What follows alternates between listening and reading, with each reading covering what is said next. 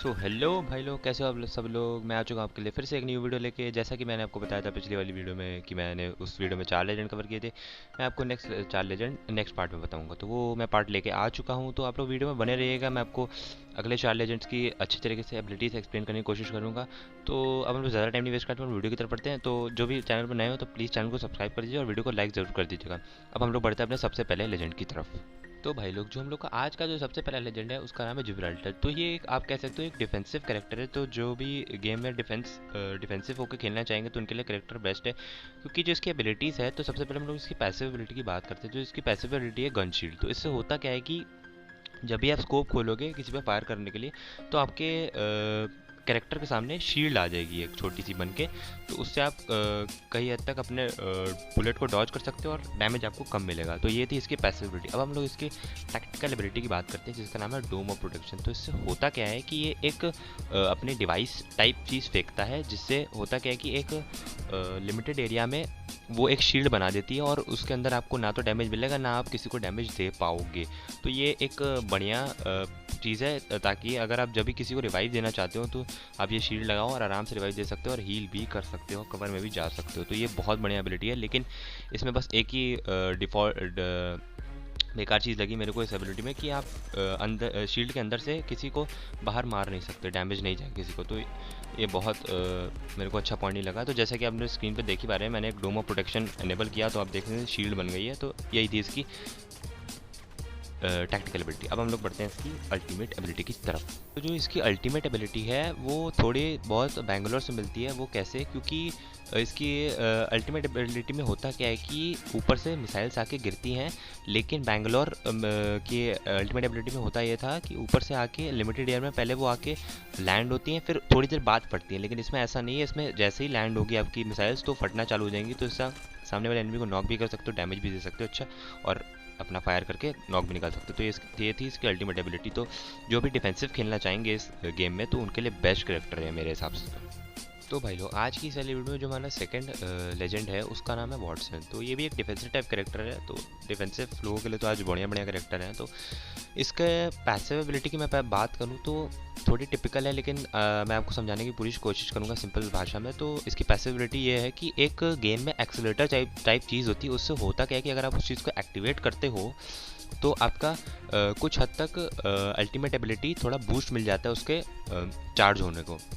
ठीक है। अब अगर आप वॉटसन लेके अल्टीमेट एक्सीलेटर यूज़ करते हो तो उससे होगा क्या कि आपकी जो अल्टीमेट एबिलिटी है वो तुरंत फुल हो जाएगी। और सारे लेजेंड्स में फुल नहीं होती, थोड़ी सी बढ़ती है बस।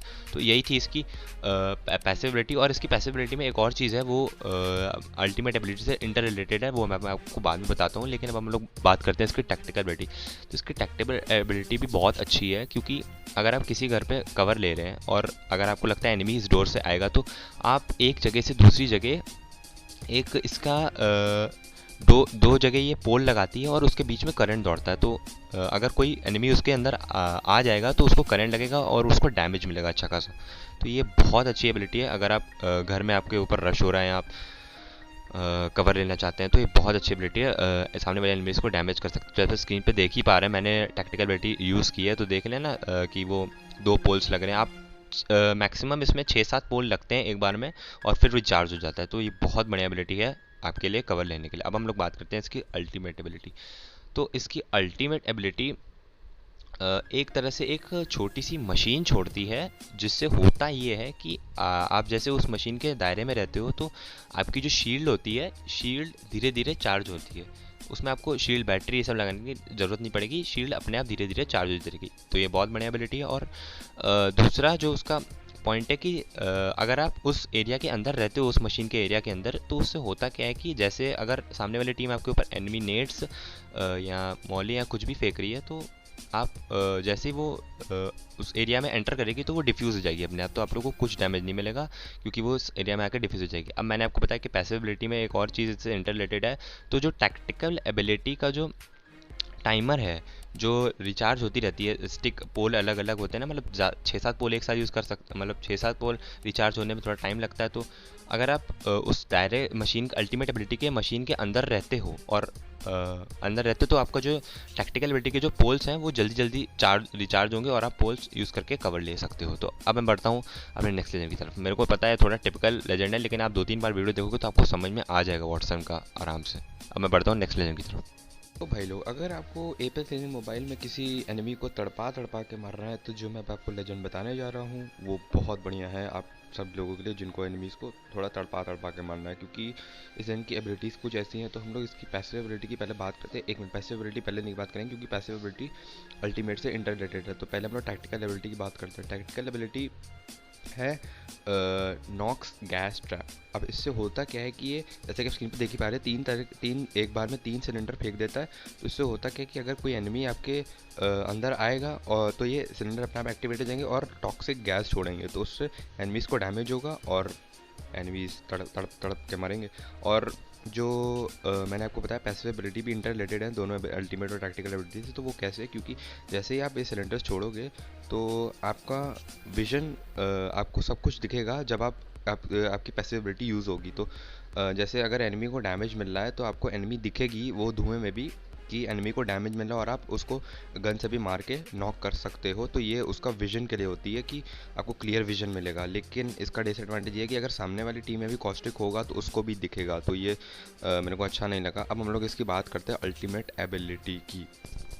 तो जो इसकी अल्टीमेट एबिलिटी है उसमें ये क्या कॉस्टिक क्या करता है कि एक नॉक्सिस गैस ग्रेनेड फेंकता है। तो उससे होता है कि ग्रेनेड ये फेंकता है तो उससे वही जो आप जैसे सिलेंडर में वो गैस छूटती है, तो आप ग्रेनेड फेंकोगे तो एक पर्टिकुलर एरिया में वो गैस नॉक्सिस गैस ग्रेनेड होगा, तो उससे गैस फैल जाएगी और एनिमीज़ को डैमेज मिलेगा। तो ये भी बहुत अच्छी एबिलिटी, जैसे कि आपने स्क्रीन पे देखा, मैंने अभी ग्रेनेड फेंका तो बहुत बढ़िया एरिया कवर करके उसने गैस फैला दी। तो इससे आपको विजन भी क्लियर मिलेगा और एनिमीज़ डैमेज भी होगी। तो ये बहुत बढ़िया है अगर आप किसी को तड़पा के मारना चाहते हैं। अब हम लोग बढ़ते हैं अपने आज के लास्ट लेजेंड की तरफ।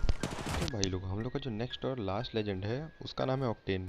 और ये बीटा वर्जन में मैंने नोटिस किया है कि बहुत सारे लोगों का ये फेवरेट लेजेंड है। अब क्यों? क्योंकि इसकी एबिलिटीज़ की वजह से। अब इसकी एबिलिटीज़ की मैं बात करूँ तो सबसे पहले इसकी पैसिव एबिलिटी है स्विफ्ट बेंड। तो इससे होता क्या है कि जब ये डैमेज नहीं लेता है तो अगर इसकी हेल्थ कम होती है तो आपको ना तो मेडिकेट यूज़ करनी है ना कुछ यूज़ करना है, ये अपने आप धीरे धीरे करके हेल्थ बढ़ाता जाएगा। ये बहुत अच्छी एबिलिटी है। अगर आपको हेल्थ नहीं है आपके पास तो ये बहुत धीरे धीरे हेल्थ बढ़ाता जाएगा। दूसरी जो इसकी एबिलिटी है वो तो सबकी, ऑलमोस्ट सबकी फेवरेट है। उसकी रीज़न है दो मेरे पास।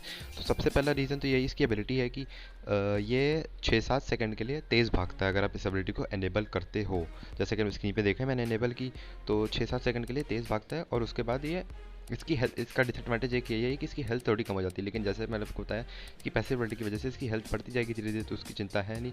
लेकिन और इसके जो दूसरा पॉइंट जो मैं आपको बताने वाला हूँ, तो इसकी जो टैक्टिकल एबिलिटी है वो 2 सेकंड में रिचार्ज हो जाती है। तो बहुत बढ़िया लेजेंड है। मेरा पर्सनल फेवरेट, रेत के बाद पर्सनल फेवरेट लेजेंड यही है। और जो इसका लास्ट और अल्टीमेट एबिलिटी है वो भी बहुत बढ़िया है। उसका नाम है लॉन्च पैड। तो ये एक जंप पैड टाइप चीज़ फेंकता है जिसमें आप जंप करके किसी दो स्क्वाड के बीच में थर्ड पार्टी कर सकते हो। अगर आप कहीं, आपको कहीं से एस्केप करना हो तो आप एस्केप कर सकते हो। जैसे देखा मैंने अब जंप पैड पे का एस्केप करना हो, एस्केप कर सकते हो, जाके कवर लेके हील कर सकते हो। तो ये बहुत बढ़िया लेजेंड है, मेरे को तो बहुत अच्छा लगा। और क्लेओस बीटा में मैंने देखा है बहुत लोगों को ये लेजेंड फेवरेट हुआ है। तो मैं आपको रिकमेंड करूँगा कि अगर आप बिगिनर हो तो आप ये लेजेंड को ज़रूर ट्राई करना। तो बस यही था आज की वीडियो में। अगर मैं आशा करता हूँ कि आपको वीडियो पसंद आई होगी। मैंने जितना हो सका अच्छे से हो सका मैंने एक्सप्लेन किया। ऐसे ही आप बस आप लोग चैनल को सब्सक्राइब कर दीजिए, वीडियो को लाइक कर दीजिए और कमेंट करना ज़रूर मत भूलिएगा। मैं मिलता हूँ आपसे नेक्स्ट वीडियो के लिए। Till then, good bye.